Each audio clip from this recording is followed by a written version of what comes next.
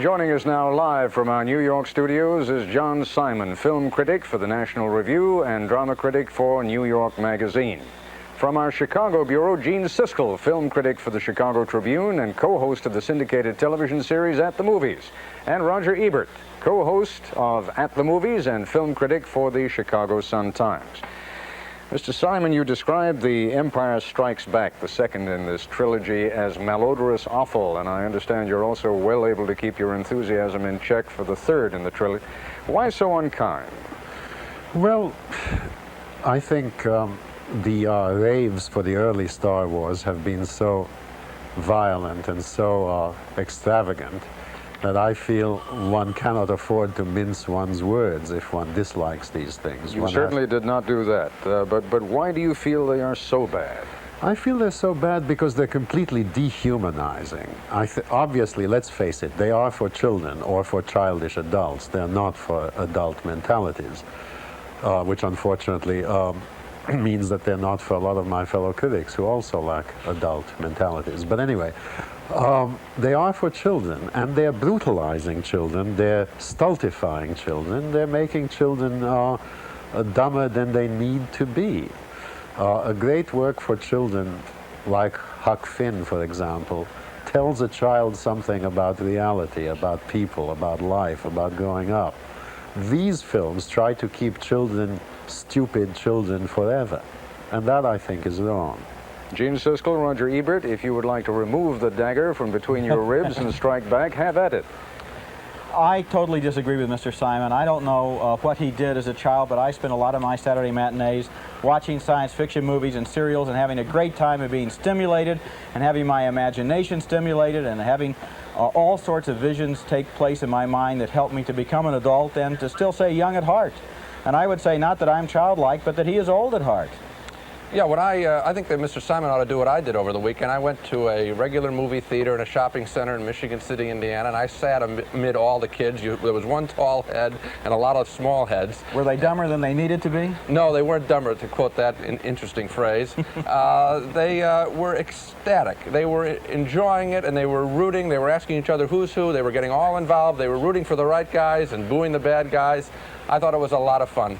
I feel badly, honestly, I feel badly that this other critic, John Simon, didn't have a good time at these pictures. That's too bad for him. All right, while it would probably be more fun to have you sling mud at one another, all three of you, let's talk about the movie nevertheless.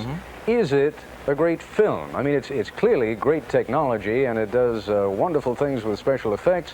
But in terms of the normal standards by which we judge movies, is this a great film? John Simon, clearly you say no, but why? Well, first of all, you know, special effects are like the tail of the dog, which should not wag the whole animal. When you have a film that's 90% special, and that's a kindly estimate, 90% special effects, you might just as well be watching a animated cartoon, because finally all those special effects begin to look totally unreal. You're looking for something that looks like flesh and blood there. You have three lousy actors in the main roles who don't contribute much flesh and blood. You have ghastly dialogue, terrible plotting, miserable characterization, which also do not contribute flesh and blood. So what you're left with is something that Walt Disney could have done just as well with a drawing board and pencils and colors. All right, Roger Ebert, beyond the undeniable fact that it's clearly perceived as entertainment by a great many people, how would you argue that it's a great movie? These are the sorts of movies that Disney people should be making and the kinds of movies that Disney made 20, 30 years ago. I think all movies are special effects. Movies are not real, they're two-dimensional. A film goes through the camera, the projector throws the light on the screen, and that makes a special effect. It's a dream, it's an imagination. As to whether this film is good or not, it excited me, it made me laugh, it made me thrilled, and that's what a movie like this is for. I also enjoy films by Ingmar Bergman and people like that. I share that taste with Mr. Simon. But I try, I think, in my own movie-going taste to be broad enough to also understand why a bunch of people might want to get together and see a Star Wars movie and enjoy it. Gene Siskel, is it not possible to separate these two and to say, yes, there's such a thing as great entertainment, but it's not a great movie. Let's not pretend it is.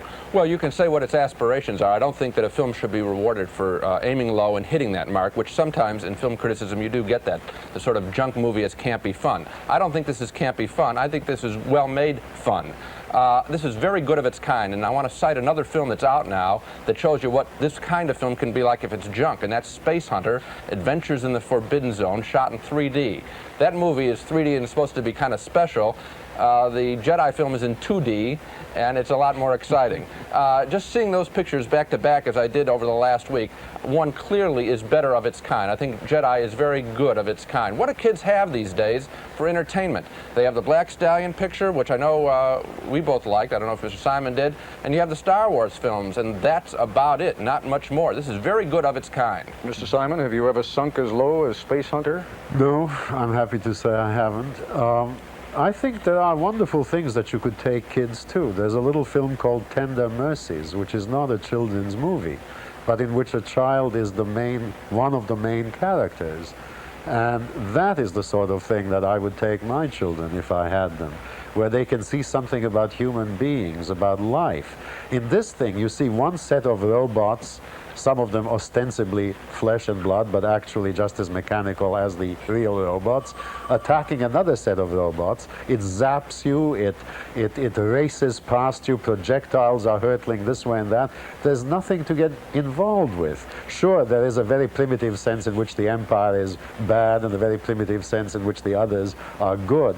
But it is all such a chaos, such a jumble, such a confusion, such a mechanical, technological, whirligig, that you don't have any chance to associate yourself with anyone, to identify yourself with anyone. There are no people there with whom you can sympathize. That just isn't my experience in seeing it, again, with a whole bunch of kids. They were able to sort out who was who very easily. They had no trouble with this picture, understanding what was going on.